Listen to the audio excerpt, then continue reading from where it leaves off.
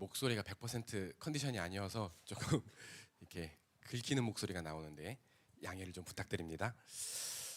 먼저 임성 교사님이 아마 오늘 메시지 순서였으면 이렇게 시작하실 것 같아서 대신 전합니다.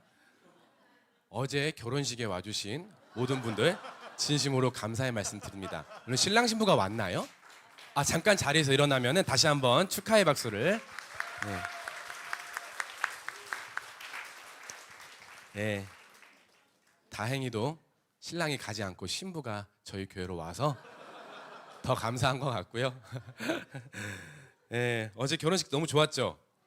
네, 신랑 신부 너무 아름답고 또 이렇게 반가운 얼굴도 오랜만에 보게 되었고 뭐 음식도 너무 맛있고 화동도 너무 예쁘고 무엇보다도 저는 박세용 전도사님 그 주례가 되게 인상적이었습니다. 그렇게 조곤조곤 교양 있게 재밌을 수 있구나. 주례의 절반이 이제 제호가 정상 범주를 벗어나더라. 3시그마를 벗어나더라. 애가 막 먼저 다가오는 일이 없는데 다가오더라. 이런 것들이 굉장히 공감이 되면서도 재미있는 주례였습니다. 왜 그랬을까요? 왜 제호는 정상 범주를 벗어나는 행동을 자꾸 하게 될까요? 사랑에 빠졌으니까 그런 걸로 믿습니다. 아멘이시죠? 머리 위로 동그라미를 하는데 오늘도 말씀드릴 때에 우리가 주님과 사랑에 빠지고 그런 은혜가 있기를 예수님의 이름으로 축복합니다. 오늘 설교는요, 저도 이 역대상 큐티 말씀, 이제 요한계시록으로 바뀌었지만 역대상 큐티 말씀 중에서 가장 은혜를 받았던 말씀을 감동이 있어서 소소하게 또 나누고자 합니다. 다윗에 관한 이야기입니다. 제목은 주권적 은혜라고 지어봤습니다. 다윗의 많은 일대기 중에서 단 한 장면에 이렇게 포착을 해봤는데요. 여러분 다 아시는 다윗이 하나님께 성전을 지어드리겠다고 한 그 계획. 근데 하나님이 대놓고 거절하신 건 아닌데 그 계획을 반대하셨어요. 그래서 그로부터 얻을 수 있는 우리의 어떤 메시지, 주권적 은혜에 대해서 나누고자 하는데, 그래서 다윗의 계획, 하나님의 거절, 그리고 주권적 은혜에 대해서 나누고자 합니다. 먼저 다윗의 계획입니다. 사무엘하 7장 1절에서 3절입니다. 저 한 절, 여러분들 한 절 읽겠습니다. 주님께서 사방에 있는 모든 원수에게서 다윗 왕을 안전하게 지켜주셨으므로 왕은 이제 자기의 왕궁에서 살게 되었다. 하루는 왕이 예언자 나단에게 말하였다. 나는 백향목 왕궁에 사는데 하나님의 궤는 아직도 휘장 안에 있습니다. 같이 읽겠습니다. 나단이 왕에게 말하였다. 주님께서 임금님과 함께 계시니 가셔서 무슨 일이든지 계획하신 대로 하십시오. 사무엘하 7장은 되게 유명한 다윗 언약이 있는 장으로서 유명합니다. 근데 사무엘하 7장이 어떻게 시작하냐면 1절처럼 시작하는데 다윗이 왕이 되었는데요. 이제 자기의 왕궁에서 살게 되었다는 말씀으로 7장이 시작하고 있습니다. 제가 이걸 개역개정에 살펴보니까 다윗 왕이 드디어 마침내 평안하게 살게 되었다. 공동 번역을 보니까 다윗 왕이 마음 놓고 살게 되었다. 다 같은 말이죠. 요즘 말로 하면은 다윗 왕이 이제야 두 다리를 뻗고 자게 되었다. 그런 뜻입니다. 생각만 해도 이제 뭔가 평안함이 느껴지지 않습니까? 이 말은 뭐냐면 그동안 다윗이 고생을 많이 했다라는 거죠. 여러분 다 아시겠지만 다윗이 이 이스라엘 왕이 되는 과정은 순탄하지 않았습니다. 다윗이 총 몇 번의 기름 부음을 받았죠? 총 3번을 받았습니다. 여러분 다 아시겠지만 10대 후반 때 한 18, 19대 사무엘 선지자가 느닷없이 와갖고 너는 왕이 될 거야 하고 기름 부음 받았는데 왕이 안 됐죠. 그때 당시 왕이었던 사울 왕이 시기와 질투로 이 다윗을 죽이려고 했습니다. 몇 년 동안 도망 다녔죠? 무려 10년 동안 도망 다녔습니다. 그러니까 이게 뭐 끄떡끄떡 할 게 아니라 지금 우리 저기 뒤에 UCM 청년들도 앉아 있는데 20대, 그러니까 33대 헤브론 왕이 되었으니까 20대의 전부를, 그 꽃다운 나이 전부를 도망 다니는데 쓴 거예요. 고생 많이 했겠죠. 30세 때 사울이 죽고 헤브론에서 왕이 되었지만 여전히 사울 집안과 다윗 집안 사이에 오래된 전쟁 때문에 계속 불안했어요. 왕이 되고서도 불안했습니다. 근데 38세가 돼서야 예루살렘에서 전체 이스라엘 왕이 되었습니다. 그러니까 사무엘 선지자가 기름 붓고 몇 년 만에? 20년 만에 드디어 자기 왕궁에서 어떤 암살객들이나 정치적 대적들이나 블레셋이나 아말렉의 이런 공격의 위험으로부터 보호될 수 있는 아주 아름답고 편안한 왕궁에서 드디어 마음 편히 지낸 게 20년 만이라는 거예요. 그 비결을 성경은 뭐라고 얘기하냐면 다시 1절을 보니까 주님께서 다윗을 지켜주셨기 때문에 가능하다라고 성경은 이야기하고 있습니다. 여러분 아멘이십니까? 예, 다윗 왕이 그렇게 20년 동안 수많은 고난과 역경에도 그걸 통과하고 이런 날을 보낼 수 있게 된 거는 하나님의 은혜였다라고 성경은 다윗은 고백하고 있는 거예요. 다윗은 이런 하나님께 늘 진정한 감사가 있었습니다. 다윗은 하나님께 감사하는데 정말 진심이었어요. 뭐 바지가 벗겨질 정도로 춤추는 예배, 놀라운 예배 아니지 않습니까? 이때 지은 시로 추정되는 시편이 바로 시편 93편인데요. 93편 1절만 다 같이 한번 읽어보겠습니다. 시작. 다스리신다. 위엄을 갖추시고 능력의 허리띠를 띠시며 다스리신다. 그러므로 세계도 굳건히 서서 흔들리지 아니한다. 예, 시편 93편이 어떻게 시작하냐면 주님이 다스리신다. 그러니까 내 삶을 쭉 파노라마처럼 보니까 이게 주님이 다스렸기 때문에 이 민족과 이 열방을 주님이 다스리기 때문에 가능하구나. 역시 주님이 최고야. 하나님이 나를 이끄셨어. 예, 만약에 다윗이 요즘 불려지는 찬양을 알았다라면 불렸을 만한 찬양으로 적합한 것은 뭘까요? 하나님의 손길 안 미친 것 전혀 없네. 오 신실하신 주, 오 신실하신 주 하면서 그 왕궁에서 주님께 감사와 찬양을 드렸다라는 거예요. 여러분 딱 1절까지만 보면요. 분위기가 좋습니까? 나쁩니까? 굉장히 좋아요. 이제 다윗의 인생은 순풍의 돛담배처럼 순조롭고 팡팡 나갈 것만 같아요. 예, 1절만 보면 딱 은혜가 있는데요. 2절부터요. 오늘의 말씀 사무엘하 7장 2절부터요. 뭔가 심상치 않은 분위기가 감지됩니다. 2절을 잠깐 띄워주시겠어요? 예, 다윗이 뭐라고 얘기를 하냐면 사무엘아 아까 앞으로 돌아가서 나는 백향목에서 사는 왕국에서 사는데 하나님의 괴지는 아직도 휘장 안에 있습니다라고 이야기했다는 거예요. 이게 무슨 말이죠?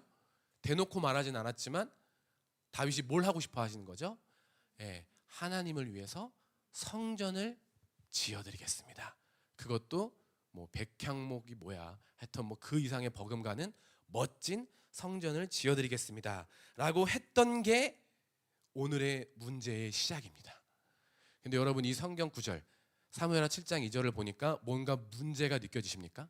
뭔가 이상한 게 감지가 되십니까?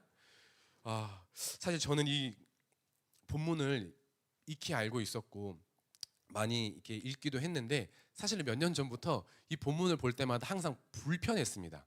그리고 이해가 가지를 않아서 틈틈이 하나님한테 질문을 했었는데 이번에 역대상 큐티를 하면서 더 깊게 묵상을 하는 시간이었습니다. 뭐가 문제였을까? 너무 멋진 아이디어가 아닌가? 너무 감사해서 성전을 지어드리겠다는데 이게 뭐가 문제지? 예루살렘 그 왕궁에서 저기 보니까 베들레헴 10km밖에 안 되거든요. 근데 베들레헴 저기서 여기 오는데 20년 걸렸다는 거예요. 그 얼마나 그 주마등처럼 그 옛날에 스쳐가면서 하나님께 감사했을까. 이제 블레셋과 싸우지 않아도 되고 아말렉과 싸우지 않아도 되고 사울에게서 도망 다니지 않아도 됩니다. 마침내 튼튼하고 평온한 자기의 집이 생긴 거예요. 그러니까 당연히 다윗은 하나님을 위해 무언가를 하고 싶었다라는 거죠. 저만 그런가요? 솔직히 저는 무엇이 문제인지 전혀 모르겠었거든요. 여러분들은 어떠십니까? 무엇에 어떤 문제를 발견하기는커녕 오히려 아주 기특하지 않습니까? 역시 다윗이지 않습니까? 예를 들어 보겠습니다. 항상 뭔가를 해주세요 하다가 어떤 대상이 내가 해드리겠습니다. 그럼 감동이 있잖아요. 여러분 여기 부모님들 많은데 자녀들이 맨날 뭐 해주세요, 뭐 해주세요, 뭐 해주세요, 저거 사주세요 하다가 뭐 꼬깃꼬깃한 용돈으로 뭐라도 해갖고 엄마를 위해 준비했어 하면 이거 큰 문제다라고 말씀하시는 분 있으세요? 우리가 자녀들이 카네이션을 달아주면 그게 그렇게 큰 감동이잖아요. 대단한 꽃이어서가 아니라 이 자녀가 뭔가 돌려드리는 마음이 있구나. 저도 맨날 소원이 소담이가 밥 주세요, 밥 주세요, 밥 주세요 이러다가 조이하트에서 그 무슨 카드를 하나 썼는데 그게 그렇게 감동이어서 지금도 저희 집 냉장고에 붙어 있습니다. 엄마 아빠 사랑해요. 뭔가 이 꿈틀거리는 감동. 해주세요, 해주세요 하다가 이 해드린다고 할 때 오는 그 감동이 있지 않습니까?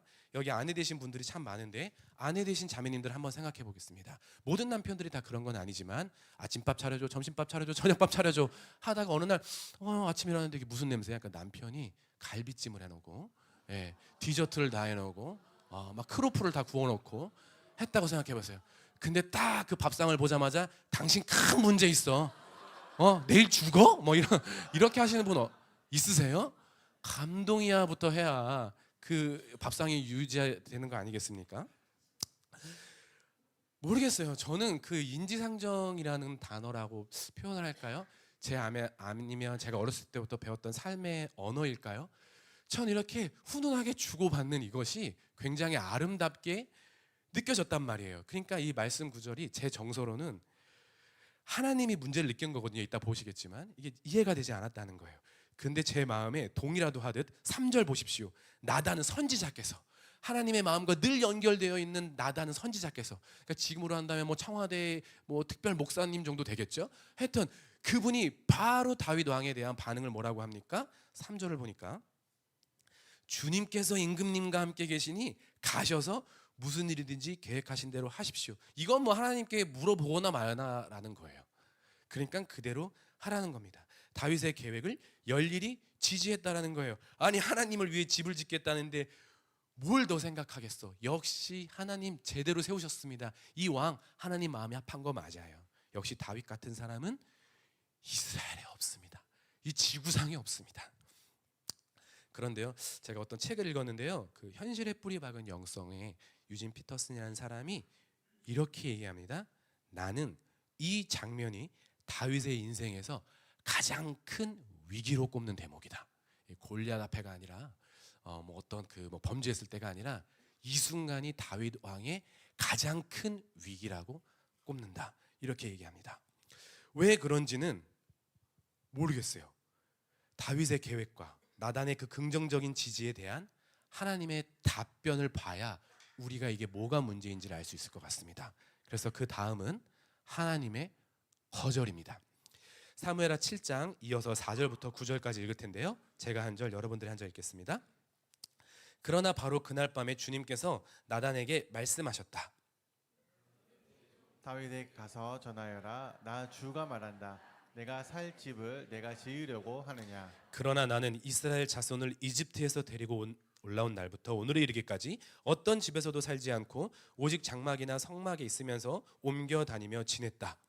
내가 이스라엘 온 자손과 함께 옮겨 다닌 모든 곳에서 내가 나의 백성 이스라엘을 돌보라고 명한 이스라엘 그 어느 지파에게라도 나에게 백향목 집을 지어 두지 않은 것을 두고 말한 적이 있느냐. 그러므로 이제 너는 나의 종 다윗에게 전하여라. 나 만군의 주가 말한다. 양떼를 따라다니던 너를 목장에서 데려다가 내 백성 이스라엘의 통치자로 삼은 것은 바로 나다. 나는 내가 어디로 가든지 언제나 너와 함께 있어서 내 모든 원수를 내 앞에서 물리쳐 주었다. 하나님이 안 된다고는 안 했는데 거의 이거 안 된다고 한 거잖아요. 여러분들이 이 구절을 쭉 읽으면서 하나님의 이 대사의 톤이 어떻게 느껴지십니까? 저는 조금 매몰차게 느껴집니다. 전 약간 냉정하게 느껴집니다. 저에게 마치 이렇게 들렸습니다. 아까 5절부터 보시면 내가 언제 집 필요하대? 왜 오바야? 6절 내가 언제 어떤 집에서 쭉 상주하고 싶어하는 거 봤어? 너 왜 나에 대해서 알지를 못해? 너무 무한하고 민망할 것 같아요. 성전 지어드린다고 이렇게 말씀하시면. 근데 7절 그리고 내가 누구한테 백향목 집 안 지어준 거에 대해서 막 따지고 징징대는 거 봤어? 너 왜 이렇게 호들갑이야? 이렇게 들리는 거예요, 저한테는. 여러분 한번 생각해 보겠습니다. 어떤 남자가 어제 한 커플도 결혼했는데 프로포즈를 한다고 한번 생각해 보겠습니다. 근데 뭐 반지 정도가 아니야. 목걸이 정도가 아니야. 이 여자를 너무 사랑해서 이 남자가 집을 준비했어요.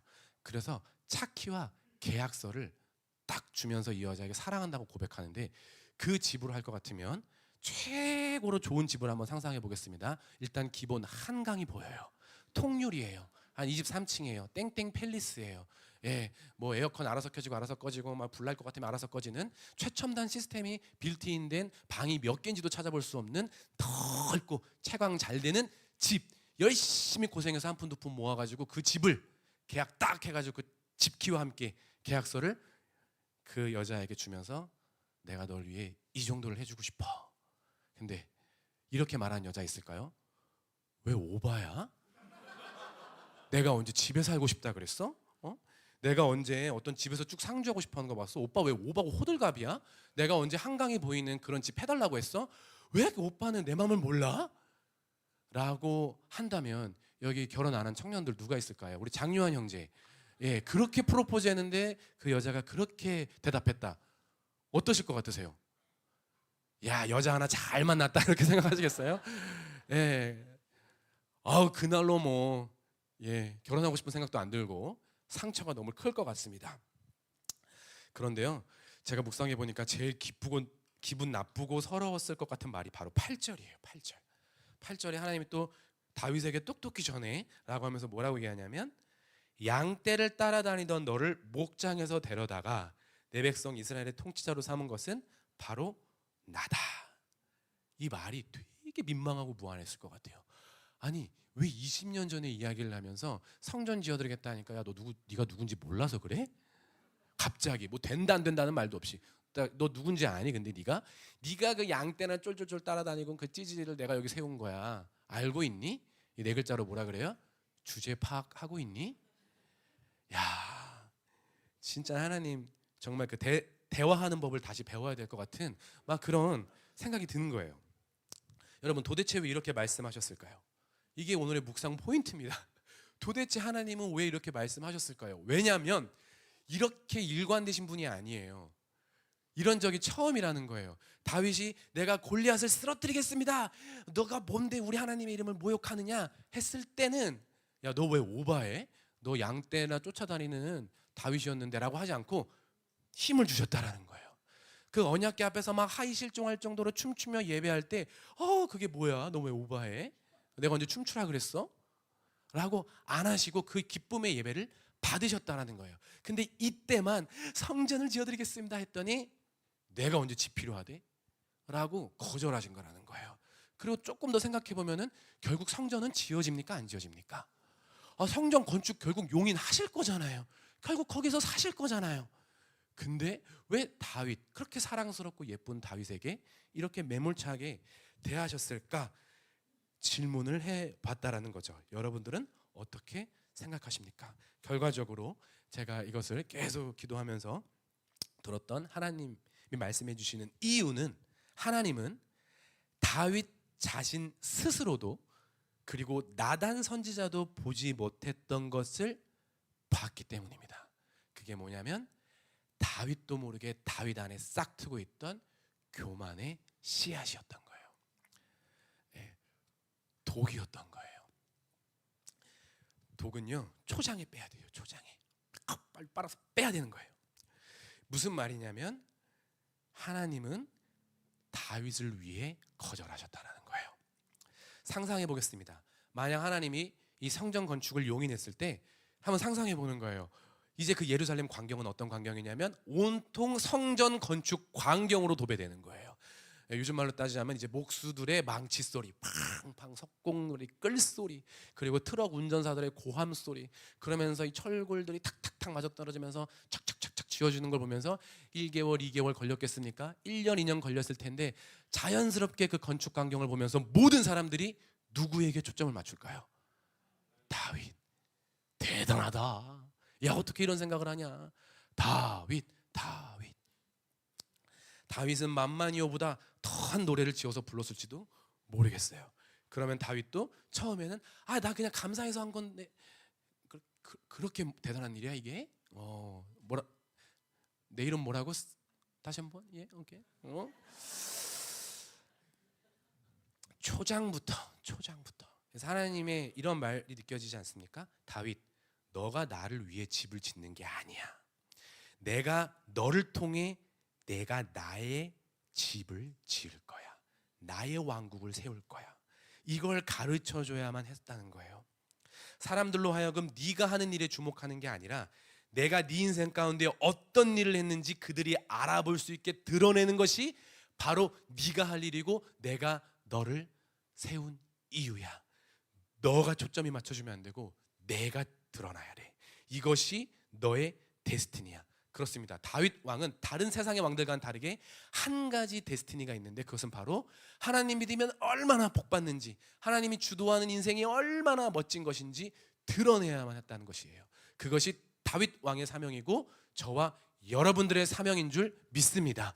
우리의 인생 통틀어서 우리의 이름을 남기는 것이 아니라 참 그 사람 하나님 믿고 하나님께 주권을 드리며 살았더니 하나님이 끝까지 다스리시고 신실한 은혜를 부어주셨어를 남기는 그 간증을 남기는 것이 우리들의 사명이라는 거예요. 그리고 2절을 보니까 다시 7장 2절을 보니까 다시 이 대사가 해석이 된다라는 거예요. 아까 다윗이 뭐라 그랬습니까? 나는 백향목 왕궁에서 사는데 하나님의 궤는 휘장에 하나 있구나. 이 말에는 두 가지 위험성이 있다는 게 다시 발견이 되는데 첫 번째는 뭐냐면 나는 백향목 왕국, 하나님은 휘장이라고 이미 부등호의 그 어떤 관계를 자기와 하나님을 동급으로 세웠다라는 거예요. 여러분 이게 느껴지십니까? 이 교묘하고 아주 잘 모를 것 같아 아주 교묘한 뉘앙스가 느껴지십니까? 나는 백향목 왕국에 사는데 하나님 거기 사세요? 나는 인천에 사는데 뭐 하나님은 거기 뭐 지방에 사세요? 그러니까 이미 나랑 하나님을 뭔가 비교의 이런 대상으로 두었다라는 거예요. 그리고 성전을 지어드리겠다는 말은 뭡니까? 이 하나님은 내 힘이 필요하구나. 내 힘과 내 지위를 통해서 하나님께 해드릴 수 있겠다라고 하는 것이 위험한 발상이라는 거예요. 우리들이 신앙생활하면서 가장 위험한 건 바로 내가 할 수 있다라는 단 한 가지의 생각입니다. 이것이 아주 치명적인 독이에요. 왜냐하면 거기에는 하나님 없이도가 생략될 수 있는 아주 위험한 요소가 포함되어 있기 때문입니다. 제가 이렇게 기도하고 이 말씀을 묵상하면서 여러 가지의 제 과거의 부끄러운 실수들, 그런 대사들, 대화들이 많이 떠오르게 해주셨어요. 아주 구체적으로 한 번은 이런 장면을 떠올리게 해주시더라고요. 그때는 결혼 전이었는데 그 누리자매가 근데 오빠는 그 많은 사역을 어떻게 다 해? 이것도 하고 저것도 하고 저것도 하고 저것도 하고. 근데 보면은 기도는 참 안 해. 이렇게 뭐 이렇게 솔직한 관계니까 교제가 그렇게 깊은 사람 같지는 않아. 근데 순간 기분이 나쁜데 이걸 어떻게 좀 신학적으로 잘 지지 않고 얘기할 수 있을까라고 생각을 해서 너는 너무 가만히 있어. 예수님이 우리를 위해 목숨을 바쳤으면은 그 빚을 평생 지금부터 갚아도 다 못 갚아. 열심히 빚 갚으며 살아야지. 너는 왜 이렇게 아무것도 안 하고 기도만 해? 라고 반박한 적이 있습니다. 빚 갚으며 살아야지. 그때는 뭐 연트로파크였는데 더 이렇게 빚 갚으며 살아야지라고 막 했던 적이 그런 장면을 기억나게 하시는 거예요. 위험하죠. 치명적이죠. 근데 여러분 그거 아십니까? 저는요 다시 돌아가도요 그때 제 마음에 제가 뭔가 할 수 있다는 그런 교만의 씨앗이 트고 있다는 걸 몰랐을 것 같아요. 몰라요. 잘 몰라요. 여러분 다윗 왕이요 이 7장 2절의 대사를 뱉을 때 다윗 왕의 그 안에 그 교만한 마음이 싹 트고 있다는 걸 다윗 왕은 알았을까요? 몰랐을까요? 여러분 전 자신 있게 얘기할 수 있는 건 다윗 왕 몰랐을 것 같아요. 교만은 성공할 때 찾아옵니다. 실패할 때 잘 찾아오지 않아요. 성공에 취해 있을 때는 절대 모릅니다. 그래서 우리가 다 아는 말씀 중에 하나님이 우리에게 허락하신 이 잠언의 말씀 있지 않습니까? 잠언 16장 18절에는 이렇게 쓰여져 있습니다. 시작. 교만에는 멸망이 따르고 거만에는 파멸이 따른다. 이게 이렇게 나와 있군요. 개역개정에는 아마 교만은 패망의 선봉, 패망의 선봉. 거만하면 뭐 넘어짐의 앞잡이 뭐 이러잖아요.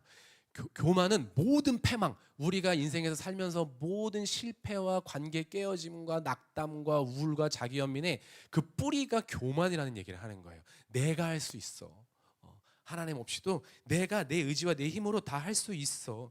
이 교만이 모든 것을 무너뜨린다고 하는 거예요. 즉 다윗 스스로도 자기 행동의 변화나 마음가짐의 변화를 인식하지 못했다라는 거예요. 전문 용어로 좀 섞였다 이런 표현을 하고 있습니다. 하나님을 위하고 싶은 마음과 자기 자신을 좀 드러내고 싶은 마음이 섞였다. 이건요, 나도 모르고 나단도 모르고 주위 사람도 모르고 아무도 모를 수 있게 아주 교묘하게 찾아올 수 있습니다. 흔히 말해서 사울과 다윗은 종이 한 장 차이인 거예요. 성경 구절로 따라도 1절에는 하나님 찬양하다가 2절에는 지어드리겠습니다. 한 구절 차이예요.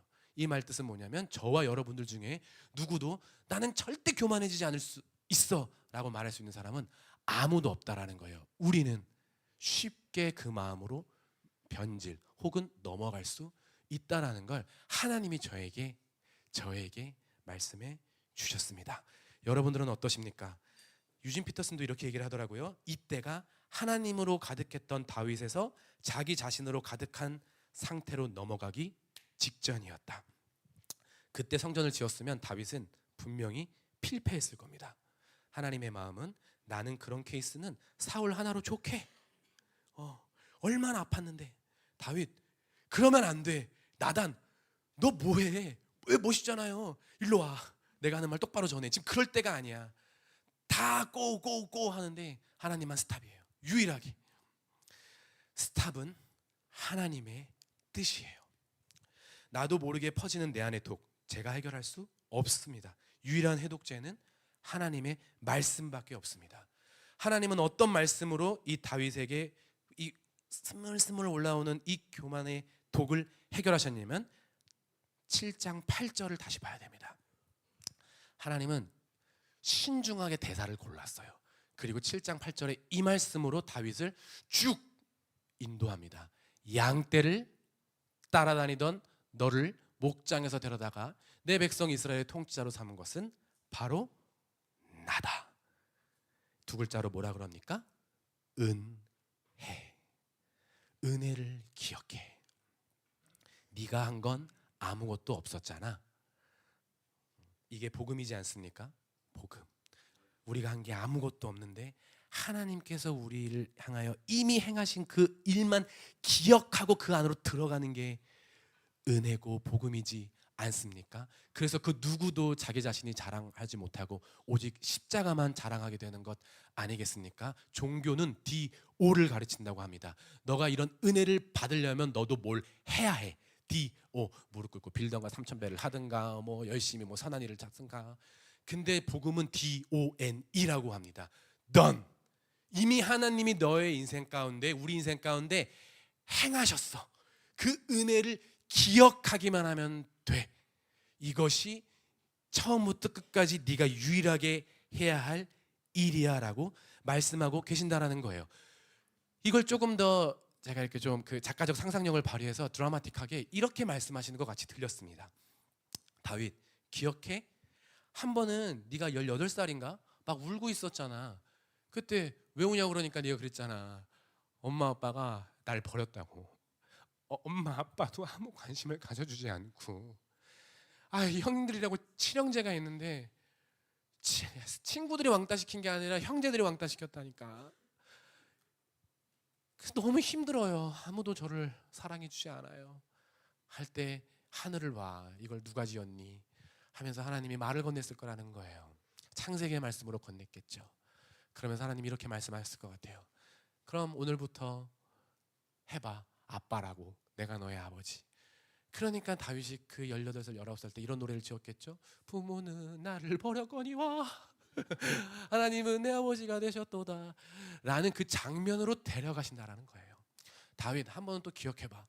야, 곰 한 마리가 네 양들 물어갔을 때 네가 막 씩씩거리면서 막 물맷돌 연습해갖고 하는데 처음에는 안 되더라고. 그래서 많이 잡아먹혔지. 그럼 하나님 도와달라 그러더라고. 응?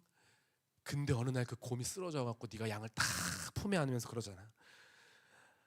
하나님에게도 저도 그런 양이겠죠. 목숨 다해 지키는 양. 저는 주님이 저의 유일한 목자니까 주님만 따라갈래요 했던 그때를 기억해봐. 내가 너의 목자라고, 나밖에 없다고 울면서 찬양하던 그때를 기억해봐. 기억하는 것이 끝이야.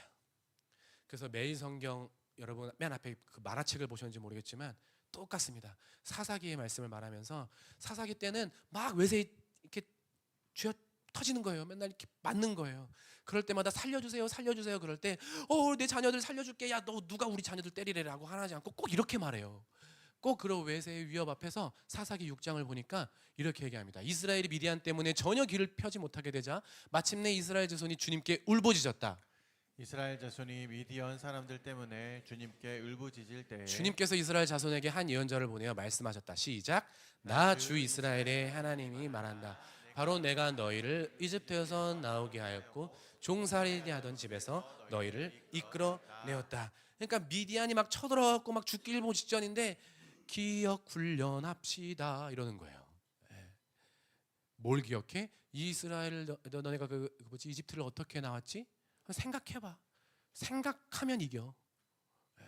내 과거 내가 내게 베푸신 하나님의 은혜를 기억하면 이기는 거야. 문제는 미디안의 침입이 아니라 어떤 상황에도 구원해 줄 수 있는 하나님을 잊고 있는 이스라엘 백성들이 문제였다라는 거예요. 그래서 끝까지 하나님은 우리에게 기억 훈련을 시킨다라는 거예요. 며칠 전 요한계시록 큐티의 예배소 교회에게 하신 말씀도 동일하게 들렸습니다. 너가 어디에서 떨어졌는지를 생각해보. 그 처음을 기억해봐. 그 초심으로 돌아가봐. 그 처음의 은혜를 생각해봐. 그렇습니다. 사실 제가 이 메시지를 준비하게 된 이유는 이 말씀을 묵상하면서 그 많은 은혜와 울림이 제 안에 있었기 때문입니다. 저는요, 제가요 무엇이든 하면은 할 수 있을 거라고 정말 생각했습니다. 아니 20대 때 헌신을 했으니까 그런 생각 안 하면 그게 청년입니까? 내가 헌신을 하고 내가 인생을 갈면 무언가 하나님의 나라에 한 1평이라도 확장이 될 거야. 수많은 영혼들이 돌아오게 될 거야. 그때 참 하나님께 받은 그 감사의 마음도 있지만 하여튼 뭔가 의기양양한 그런 마음도 있었던 것 같아요. 근데 저는 또 특별히 이렇게 지하교회 맨날 있다가 우리 몇 년 만에 왔죠? 12년 만에 왔잖아요. 그러니까 이사 오고 나서 더 뭔가 이런 일들이 벌어지는 것처럼 보이니 제 안에 그런 저의 의기양양한 마음이 있었나 봅니다. 그때는 몰랐습니다. 근데 많은 어른들이 걱정하고 계셨을 수도 모르겠습니다. 그러나 잘 몰랐습니다. 근데 기도할 때마다 이렇게 기억나게 하시는 장면들이 있어요. 하루는 제가 이렇게 사무실에서 열심히 또 바쁜 막 행정을 막 하고 있는데 그 선교사님이 사무실에 한번 들어왔습니다. 아마 선교사님도 기억 못 하실 거예요. 선교사님 사무실에 찾아오면은 가장 첫 마디가 뭐냐면은 야 초콜릿 있냐? 이거예요. 이게 지혜 사모님이 알면 안 되는데 야 뭐 초콜릿이나 뭐 사탕 없냐? 막 이래요. 저게 진짜 초콜릿이 필요한 건지 아니면 어떤 대사의 시작을 인트로를 워밍업을 하시는 건지 잘 모르겠지만 일단 초콜릿을 찾습니다. 이렇게 찾습니다. 하면서 야 요즘은 뭐 별일 없냐? 이러면 제가 요즘에 이런 사회가 너무 잘 되고 있고 애들이 이런 오고 있고 저번에 저런 영혼도 오고 있고 너무 좋습니다. 이러면은 저는 뭔가 이렇게 잘하고 있어. 물론 그렇게도 해주지만 어떤 날은 의미심장한 말 한마디만 던지고 초콜릿 드시고 가세요. 그게 뭐냐면 야 근데 지용아 교회는 성령님이 하시는 거야. 그렇다고. 야 근데요 이제 그 말을 들었을 때 그 이후에 사람의 감정에 따라 이제 자기 자신을 발견하게 되는데 네 알겠습니다라고 하면 되는데 이게 묘하게 진짜 격려할 줄 모른다. 뭐 하려고 그러면 이렇게 뭐 이렇게 그럼 뭐 성령님이 교회 하시지 그럼 뭐 내가 한다 그랬나 이렇게 생각이 그때는 들었습니다. 죄송합니다. 근데 저에겐 되게 이게 심각합니다. 왜냐하면 기도할 때마다 그런 장면을 다 보여주세요. 한 번은 3, 4년 전인지도 몰라요. 장 목사님께서 좀 가끔 설교하러 오시잖아요. 그러면은 그때 막 강대상에서 이렇게 신촌 하나교회 특별히 2부 예배 때 청년들을 얼마나 칭찬하시는지 몰라요. 뭐 구글에 검색어에 요즘 1위가 유스퀘이크라면서 유스 얼스퀘이크의 그 합성어인데 신촌을 보니까 그런 지진이 일어나고 있다고. 신촌이 대안이다. 막 이제 피지랑 연결하고 이제 니네들이 다 하는 거야. 막 하시니까 막 너무 프라이드가 느껴지는 거예요. 그래서 너무 좋아가지고 이제 애프터 그 뭐 커피 타임을 좀 가졌습니다. 다른 커피숍에서. 아직도 어떤 커피숍인지 기억이 납니다. 근데 둘만 있게 되었는데 뭐 이렇게 됐고 저렇게 됐고 저렇게 됐고 속으로는 근데 피지는 근데 그놈도 요즘 정신 못 차리고 그놈도 정신 못 차리고 막 제 안에 이런 마음이 있는 거예요. 그래서 그러게 신촌이 옛날 신촌 생각해 보니까 참 이거 하나님의 은혜야. 여러분 장 목사님은 축복의 언어, 사랑의 언어, 격려의 언어에 대가지 않습니까? 근데 갑자기 그날 어떤 말씀을 하실까 했는데 근데 지용 이럴 때 조심해. 네. 제가 그때 그 마음에 교만함이 있었는지 없었는지 그 말을 듣고 난 다음에 제 감정을 생각해 보면 알 수 있는데요. 지용 이럴 때일수록 조심해 하는데 혹시 우리 교회를 질투하시나?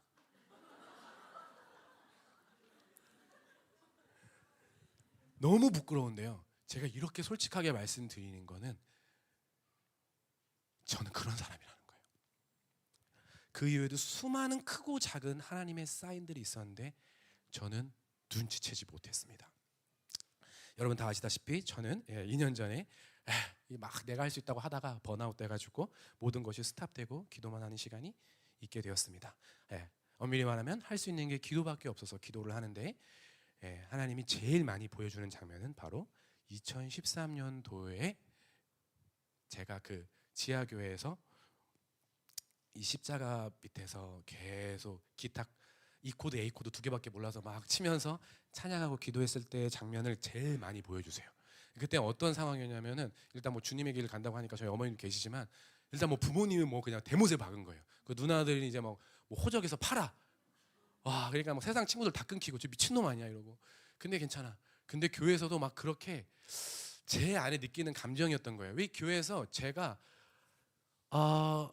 되게 쩌리처럼 느껴지는 그런 순간들이 있었습니다. 쩌리 너무 표현이 저질이네요. 어떻게 해야 될까요? 좀 그 중심부에 없는 사람이라고 좀 엮여질 때가 있었습니다. 왜냐하면 저는 사실은 인서울 대학교 출신도 아니고 저는 뭐 교수님들 뭐예요? 저는 뭐 교수님 근처도 못 가고 그냥 하나님이 좋아서 교회가 좋아서 있던 사람인데 어느 날 제 모습을 보니까 너무 초라하게 느껴지는 그럴 때가 있어서 되게 십자가 앞에서 기도만 할 때가 있었어요. 하나님 저를 사랑하시나요? 하나님도 저 세상의 수많은 사람처럼 저를 이렇게 막 그저 그런 사람으로 보나요? 라고 기도할 때 주님께서 이 십자가 본당에 걸려있는 십자가를 보여주면서 이 십자가가 말을 건네는 것 같은 그런 경험을 시켜주셨는데 내가 십자가 달릴 때 2000년 전에 십자가 달릴 때 내가 너도 생각했어. 이 마음을 딱 주시는 거예요. 그러니까 이 복음이 저는 남들에게는 적용되고 내가 전해야 되는 영혼의 대상에게는 아이러니하죠? 적용이 되는데 저에겐 깊이 다가온 적이 없었던 것 같아요. 근데 그때 나를 위해 이미 죽으셨다면 내가 사랑해달라고 말하는 거는 웃긴 거네. 이미 내 안에 부어진 100% 하나님의 사랑, 그리스도를 통하여 확증하신 100% 부어진 그 하나님의 사랑을 깨닫게 할 그 은혜를 기억하게 해달라고 해야겠네 하면서 그 주님을 만났는데요. 그때 제일 많이 불려졌던 찬양이 이 구절이에요. 온 세상 날 버려도 주 예수 안 버려 끝까지 나를 주는 첫산 밑에 백합 빛나는 새벽별 이 땅 위에 비길 것이 없도다. 막 울면서 아침이고 밤이고 사람이 없을 때만 찾아가가지고 왜냐면 크게 기도하고 싶으니까 고래고래 소리 지르면서 찬양했던 그 시간들을 떠올리게 하시더라고요. 여러분은 어떻습니까? 여러분들에게는 그런 처음이 있으십니까?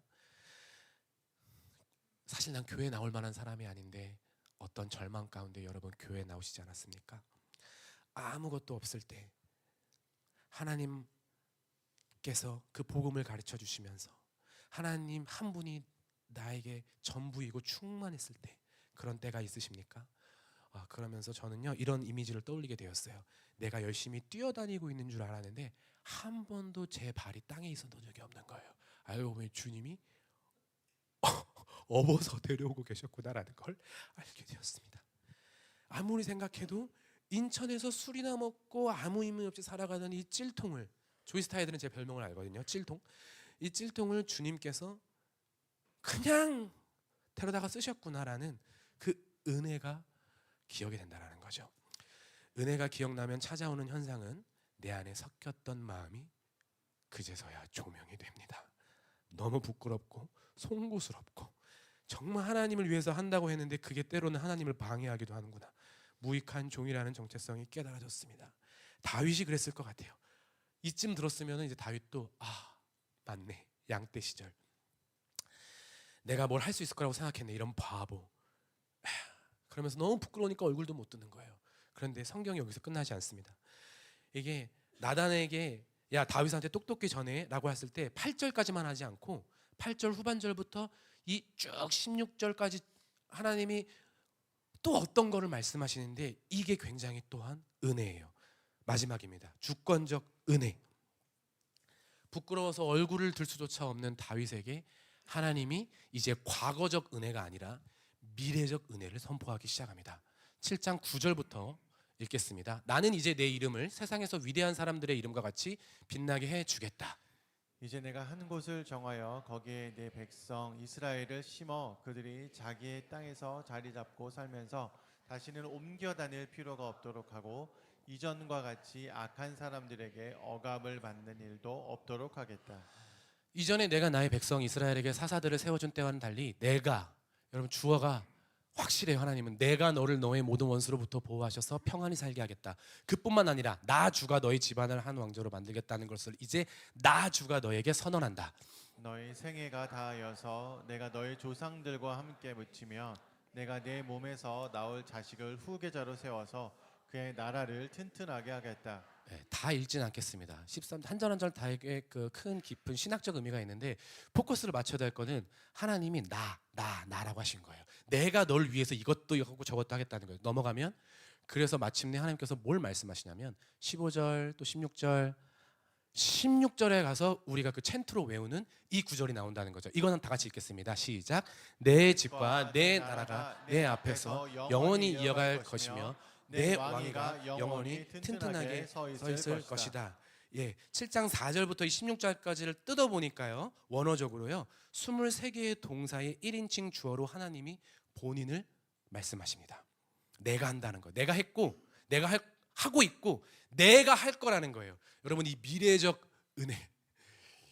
이게 다 합쳐져야지 진짜 하나님의 일방적인 주권적인 은혜가 깨달아지는 거겠다라는 생각이 들더라고요. 다윗은 하나님으로부터 아주 능동적인 이야기를 들었습니다. 내가 널 위해 이제 다 할 거야. 내가 할게. 내가. 세상에 이런 하나님이 어디 있습니까? 세상의 모든 신들 또 세상의 모든 그 회사를 가든 직장을 가든 모든 메커니즘과 시스템은 어떻습니까? Give and take입니다. 네가 뭘 해야지 내가 하는 겁니다. 근데 우리 주님이 다른 거예요. 어둠에서 불러주신 것도 감사한데 앞으로 내가 너를 왕 같은 제사장으로 세워서 튼튼히 하겠다라는 게 우리가 요 몇 주째 계속 보고 있는 베드로전서 2장 9절이지 않습니까? 내가 너를 빛으로 불러낸 게 끝이 아니야. 그 과거적 은혜가 끝이 아니야. 이제 내가 너를 왕 같은 제사장으로. 성령님이 깨닫게 하신 한 가지 포인트가 여기에 있습니다. 다윗이 뭐가 예쁘다고 이런 은혜를 허락하셨나 묵상해봤거든요. 다윗이 여러분 뭐가 예뻐서 하나님이 이런 그 보험으로 따지자면 이거 방장 가입해야 되는 거예요. 이 보장이 확실한 거예요. 내가 할게 네 자녀들 막 대대로 다 해줄게 막 손해 보는 게 없어. 이율 짱이야. 이런 은혜를 왜 허락하셨나? 라고 많이 묵상했는데 다윗이 뭘 잘해서 그래서 이유를 막 찾기 시작했어요. 근데 아무리 찾아도 이유가 안 찾아지는 거예요. 이거는요. 아무리 생각해봐도 다윗이 예뻐서 부어주시는 게 아니에요. 이후에도 뭐 사실 다윗은 실수 많이 합니다. 뭐 무슨 사건, 뭐 백성 호적 소사. 그런데요, 아무리 생각해봐도요, 다윗이 아무리 잘나고 아무리 묵상을 잘하고 아무리 찬양을 잘하고 아무리 뭘 해도 하나님이 예쁘게 여겨주시지 않으면 끝인데요. 하나님이 일방적으로 그렇게 여겨주신 거예요. 주님의 주권적인 은혜는 보상적인 은혜가 아니라 일방적 은혜입니다. 성경의 모든 인물들이 그 인물의 포커스를 맞출 정도로 대단한 일을 산 건 맞지만 사실은 그건 반쪽짜리예요. 자기계발서적에도 그렇게 나와 있다는 거예요. 그런데 성경에서 말하고 싶은 건 뭐냐면 다윗도 아브라함도 여러분 노아도 뭐 당대에 흠이 없었고 의로운 사람이라고 표현하지만 그 윗절 보면은 바로 뭐라고 나오냐면 그러나 주님 노아만은 주님의 은혜를 입었다라고 나옵니다. 사실은 당대에 의롭고 흠이 없을 정도로 여겨준 거예요. 아브라함과 모세와 뭐 수많은 사람들 그렇게 여겨주는 거라는 거죠. 일방적 은혜가 제 안에 막 이렇게 뚫린다고 해야 되나요? 막 오니까요. 제가 이제 할 말이 없더라고요. 여러분, 주님께서 하셨고 주님께서 하고 계시고 주님께서 다 하실 것입니다. 여러분들의 인생 가운데 그 일을 하실 것입니다. 우리 교회에 하나님께서 하셨고 하고 계시고 하실 것입니다. 대한민국이 나라의 주님께서 하셨고 하고 계시고 하실 것입니다. 주님의 주권적인 은혜를 기억하고 신뢰하는 것이 우리가 이 시대에 유일하게 해야 할 일인 줄 믿습니다. 혹시 이 중에서 자신의 계획이 스탑된 것 같은 사람이 있습니까? 하나님이 내 기도를 들어주시지 않는 것 같은 이런 막막한 상황 가운데 있는 분이 있으십니까? 잠시 하던 일을 멈추고 주권적인 은혜를 깊이 깨닫게 해주시려는 그 하나님의 초청에 응하여 주님의 은혜를 묵상하는 시간이 되시기를 예수님의 이름으로 축복합니다. 우리는 섞일 수 있습니다. 몰랐을 수 있습니다. 그런데 그 이유가 더 중요해요. 하나님이 조명시켜 주실 때 두 가지 선택지입니다. 받아들이거나 안 받아들이거나 아닌데요 하고 우기거나 맞습니다 하고 인정하거나. 근데 다윗은 어떻게 했을까요? 7장 18절을 보니까 다윗 왕이 성막으로 들어가서 주님 앞에 꿇어앉아 이렇게 기도하였다. 주 하나님, 내가 누구며 또 내 집안이 무엇이길래 주님께서 나를 이러한 자리까지 오르게 해 주셨습니까? 19절입니다. 주 하나님, 그런데도 주님께서는 이것도 오히려 부족하게 여기시고 주님의 종의 집안에 있을 먼 장래의 일까지 말씀해 주셨습니다. 주 나의 하나님, 이것이 어찌 주께서 사람을 대하시는 일상적인 방법이겠습니까? 여기까지만 읽겠습니다. 다윗이 18절을 딱 보니까 이제 태도가 바뀐 것을 알 수 있습니다. 다윗이 이렇게 반응하지 않았다는 거예요. 하나님, 성전을 지어드릴게요. 야, 내가 언제 집 필요하다 그랬어? 그러면 가인처럼 할 수 있어요. 충분히. 왜 안 받아주세요? 대체 뭔 잘못했어요? 이렇게 할 수 있습니다. 충분히 그럴 수 있겠죠? 여러분들의 입장을 한번 생각해 보세요. 두 번째, 이렇게 할 수도 있어요. 뭔가 오해하고 계시나 본데요. 저 뭐 나쁜 의도는 아니에요. 저 좋은 의도 해드리려고 하는 건데, 내 의견을 계속 변명하듯이 이야기할 수 있습니다. 이럴 수 있겠죠. 세 번째, 내가 언제 집 지어달라 그랬어? 하면서 약간 저 같은 사람인데, 네, 안 짓겠습니다. 근데 지웅아, 잠깐만요. 알겠습니다. 아무것도 안 하면 되는 거잖아요. 안 할게요. 순종을 가장한 삐짐. 야, 나만 그래요? 저만 그래요, 여러분들? 그런데요, 다윗은 가인처럼 따지지도 않고 변명하지도 않고 삐지지도 않고 확 낮아지는 걸 선택했어요. 18절을 보니까 바로 꿇어 앉았습니다. 그러면서 뭐라 그럽니까? 하나님, 내가 누구이며 내 집안이 도대체 뭐길래 제 마음속에 교만함이 있었습니다. 주님, 인정하는 선택지로 갔다라는 거예요. 그러면서 이제 주어가 바뀌었어요. 주님께서 나를 이러한 자리에 오르게 해주셨습니까? 저 원래 처음부터 아무것도 없었습니다. 저는 원래 가진 것도 없었습니다. 그럴 만한 사람이 없었는데 주님께서 이때까지 다 하신 겁니다. 그리고 다윗은 성전을 짓지 않았어요. 아무것도 행동하지 않기로 한 행동을 한 거예요. 기도만 한 거예요. 그 이후 다윗은 어떻게 되었을까요? 정말 아무것도 안 했을까요? 그런 다윗을 보고 하나님이 정말 아무것도 안 시켰을까요? 아니요. 우리 하나님은 그러지 않으세요. 포커스가 다시 제대로 자리 잡은 다윗과 함께 다시 일을 하기 시작합니다. 다윗의 포커스가 어떻게 잡히냐면요, 22절까지는 쭉쭉쭉 어떻게 나한테 이렇게 해주십니까? 나한테 이렇게 해주십니까? 하다가 23절부터 이게 기조가 바뀌는데 이렇게 얘기합니다. 이건 한번 읽겠습니다. 시작. 이 세상에서 어떤 민족이 주님의 백성 이스라엘과 같겠습니까? 하나님이 직접 찾아가셔서 이스라엘을 구하여 내시고 주님의 백성으로 삼아서 주님의 명성을 드러내셨습니다. 그들을 이집트에서 구하여 내시려고 큰 일을 하셨고 주님이 백성이 보는 앞에서 다른 민족들과 그 시인들에게서 그들을 친히 구원하시려고 이렇게 큰 일을 하셨고 주님의 땅에서 놀라운 일을 하셨습니다. 그러니까 이제 다윗이 회개를 하다가 어떻게 나한테 이렇게 하셨습니까? 감사합니다. 제가 저만 이런 은혜 받은 게 아니잖아요. 그러면서 자기 개인에서 민족으로 시선을 돌립니다. 이스라엘도 저랑 똑같죠 뭐. 처음부터 이스라엘이 잘난 게 뭐가 있었겠어요. 진짜 회개에 들어가니까요. 진짜 그 주님의 주권적인 은혜를 묵상하고 나니까요. 이제 하나님이 무엇을 하고 계셨고 하실 것인지 하나님께 관심을 갖기 시작했다라는 거예요. 이게 다윗이 진짜 세워진 이유예요. 아, 나 그냥 왕 아니지. 이 민족의 대표 모델로서 이 민족은 세상 수많은 열방의 제사장 나라지. 확장이 되는 거예요. 하나님의 구속사적 관점에서 자신이 무엇을 해야 할지를 보게 됐다는 거예요. 그러면서 무엇인가를 하고 싶어졌습니다. 근데 이건 성전을 지으겠다는 것과는 다릅니다. 그때는 뭔가 자기의 의지로 하나님의 계획과는 하나님의 관심사와 상관없이 내 의지였다면 이제는 하나님의 관심이 궁금해지니까 그거에 뭘 필요해서 어떤 퍼즐을 맞춰드릴까요? 물 한 잔을 옮길까요? 하면서 그의 구속사적 관점에 맞는 자신의 일을 찾기 시작했다라는 거예요. 주권적인 은혜가 뚫리니까 주도적인 하나님에게 주도권을 드리는 인생으로 바뀌었다라는 것입니다. 이제 하나님이 하라고 하는 거 해야지. 멈추라면 멈춰야지. 그러다가 또 번아웃 되면 안 돼. 그냥 하나님이 하라고 하는 거야. 만나라고 하면 만나는 거야. 안 시키면 그냥 기도만 하는 거야. 말씀 묵상하면 묵상하는 거고 멈추라면 멈추고 또 저희 가라면 가는 거야. 정말 그렇습니다. 성령님의 음성에 귀 기울이고 열어주시는 대로 하나님은 우리를 사용하실 것입니다. 네, 우리 반주자 나와주시면요. 제 마지막은 그래서 이런 은혜를 깨달을 때 하나님께서 제게 시켜주시는 일들에 대해서 감동이 있어서 좀 나누고자 합니다. 먼저는 하나 무브먼트인데요. 하나 무브먼트는 너무 재밌어요. 왜냐면 제 고등학교 때 장래희망란에 뮤지컬 배우라고 썼는데 엄마는 기억하실지 모르겠지만 아빠가 무슨 뮤지컬 배우냐고 하면서 그래서 뭐 좋은 직장인 뭐 이렇게 쓰라고 고치라고 그래갖고 그랬거든요. 그런데 이제 수년이 지나고 나니까 또 목사님도 계시고 우리 정리도 있지만 뮤지컬 막 하게 됐잖아요. 처음에 얼마나 신기해요.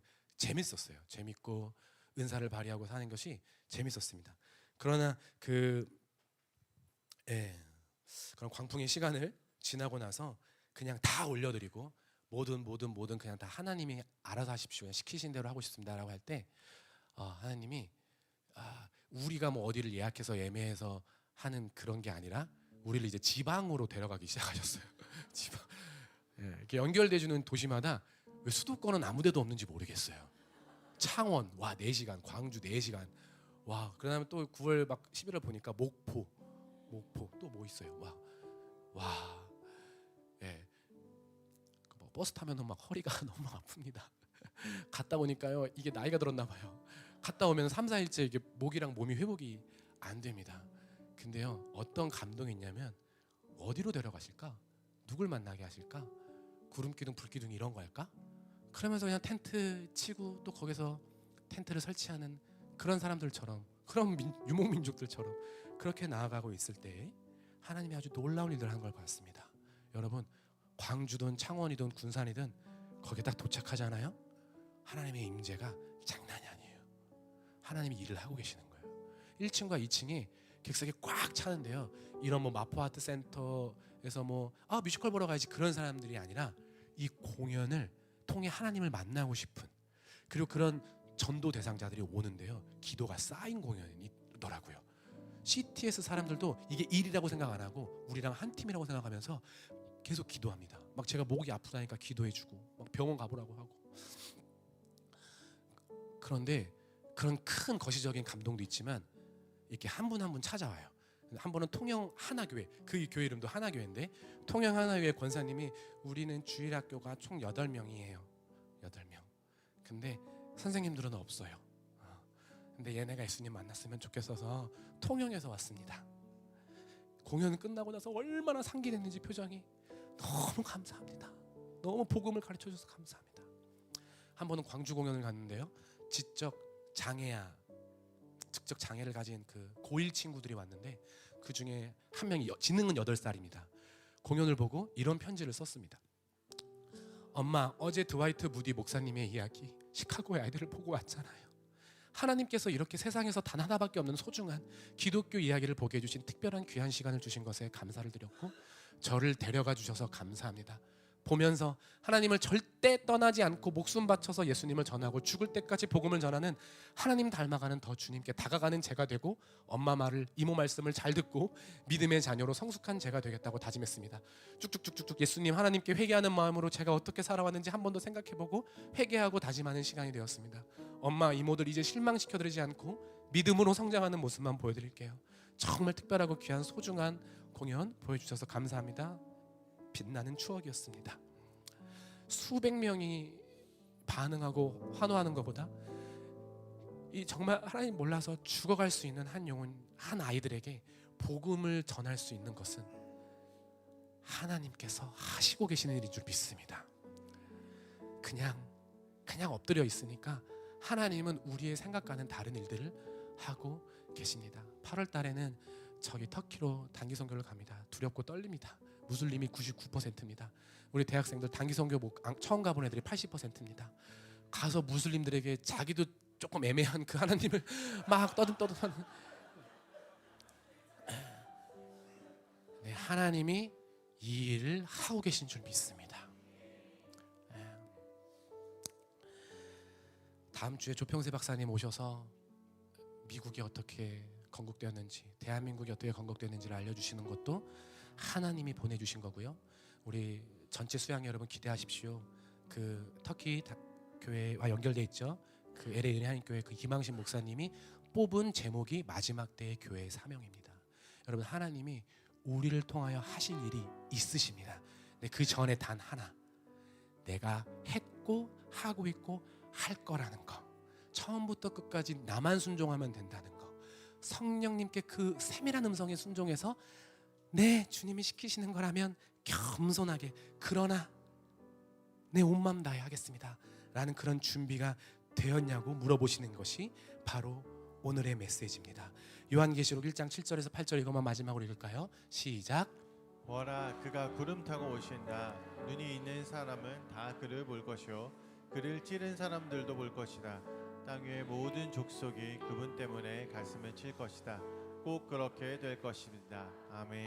다 같이 읽겠습니다. 지금도 계시고 전에도 계셨고 앞으로 오실 전능하신 주 하나님께서 나는 알파요 오메가다 하고 말씀하십니다. 이 말씀 구절을 그냥 읽기만 해도요, 더 어떤 특별한 기도하지 않고 이걸 읽기만 해도 든든합니다.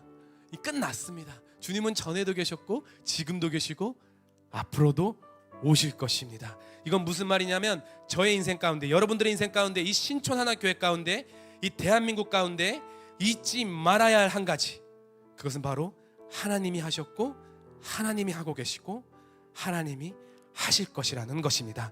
이 주권적인 은혜를 놓지 않을 때에 우리가 무익한 종입니다, 우리를 사용하여 주십시오 하고 온 마음 다해 주님께 주도권을 드리며 나아갈 때에 주님은 우리가 생각하지도 못하는 방법으로 우리를 사용하사 이 교회 가운데, 이 나라 가운데 아버지의 일을 하여 줌으로써 예수께서 다시 오시는 그날을 우리가 맞이하게 될 줄 믿습니다. 동의하시는 심령마다 이 시간 기도하며 주님 앞에 나아갔으면 좋겠습니다. 처음부터 끝까지 다 주님의 은혜입니다. Grace, Grace. 하나님의 그 은혜를 놓지 않겠습니다. 저는 아무것도 아닙니다. 주님, 우린 무익한 종입니다. 주님, 내가 받았던 그 은혜를 더 기억나게 하여 주십시오. 그 은혜가 내 영혼 가운데 잔잔하게 떠나지 않게 하여 주십시오. 그 은혜로만 살게 하여 주십시오. 주님, 그 은혜 가운데로 더 깊이 들어가게 하여 주십시오. 그렇게 주님 앞에 기도하며 나아가겠습니다. 주님, 아버지, 우리를 만나 주십시오.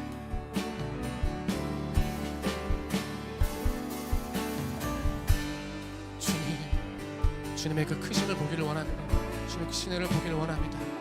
하나님, 신촌 하나교회 그 은혜가 붙들리기를 원합니다. 하나님, 그 사랑에 붙들리기를 원합니다. 하나님, 신촌 하나교회 한 사람 한 사람, 하나님, 주님의 그 주권에 붙들리기를 원합니다. 주님께만 순종하기를 원합니다. 하나님 겸손히 엎드려서 주님께만 나아가기를 원합니다. 하나님 도와주십시오. 은혜를 베풀어 주십시오. 주님, 아버지, 더 깊은 은혜 가운데를 초청해 주시고 우리가 은혜를 떠나지 않게 해 주십시오. 성령으로 시작된 성령으로 마치게 하여 주십시오. 성령님과 동행하게 하여 주십시오.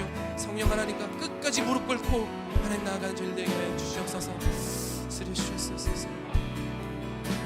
우리 그 은혜를 묵상하고 기억하며 이 시간 함께 찬양하며 나아가겠습니다. 이 시간 다 같이 자리에서 일어나 찬양하겠습니다.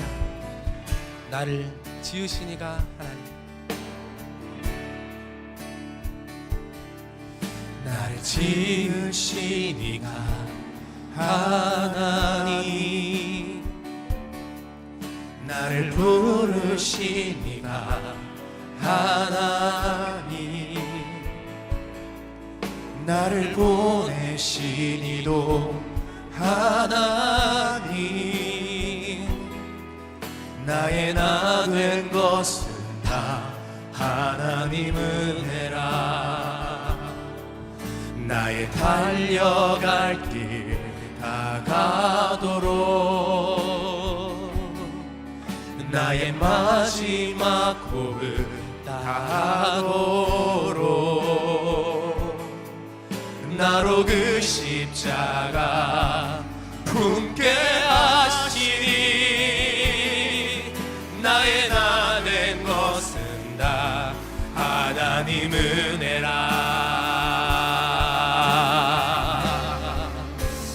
한량없는 은혜, 갚을 길 없는 은혜, 내 삶을 애워싸는 하나님의 은혜.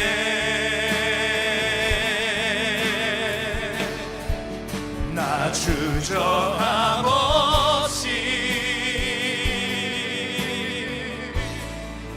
그 땅을 밟은 곳, 나를 붙드시는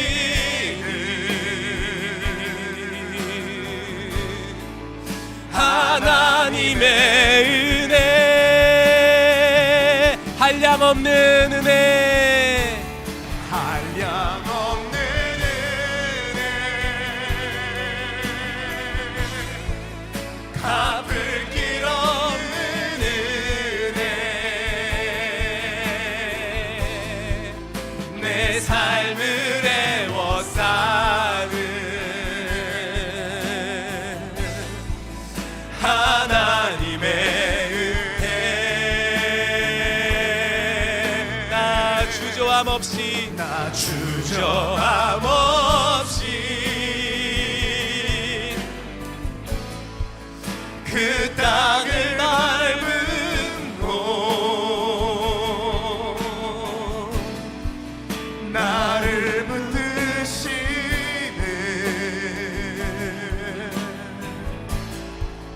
하나님의 은혜. 우리 마지막으로 기도할 때에 우리 신촌 하나교회를 주님 앞에 올려드렸으면 좋겠습니다.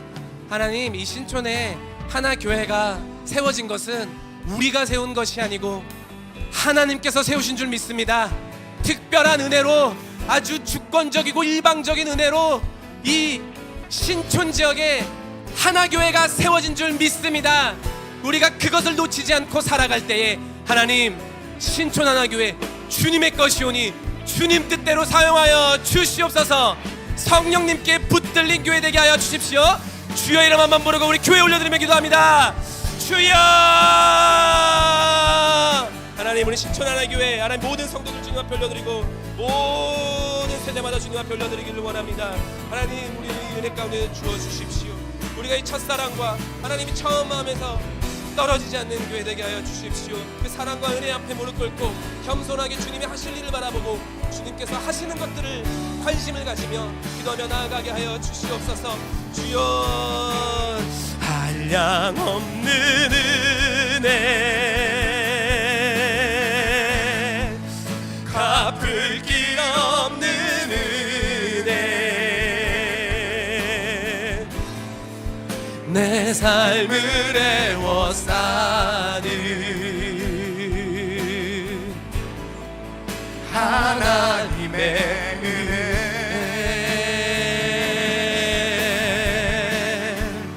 나 주저함 없이 그 땅을 밟음도 나를 부르시는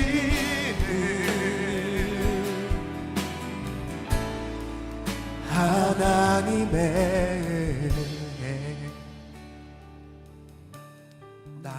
나 된 것은 다 하나님의 은혜라고 고백한 사도 바울의 고백이 저희들의 고백이 되기를 원합니다. 하나님, 끝까지 하나님의 은혜 가운데, 하나님 그 놀라운 자비와 사랑 가운데 거하며 그 한없는 은혜를 내려주신 주님께 주님의 관심은 무엇입니까?를 물어보며 주님께 순종하는 교회 되게 하여 주십시오. 한 사람 한 사람 그렇게 주님 앞에 나아갈 때에 주님께서 우리의 생각하지도 못하는 크고 놀라운 일을 하실 것을 믿습니다. 오시는 길에 우리 교회, 우리나라 꼭 사용하여 주시옵소서. 그렇게 하실 주님의 이름을 찬양합니다. 감사하며 이 모든 기도 살아계신 예수님의 이름으로 기도했습니다. 아멘. 우리 감사와 영광의 박수를 하나님께 올려드리겠습니다.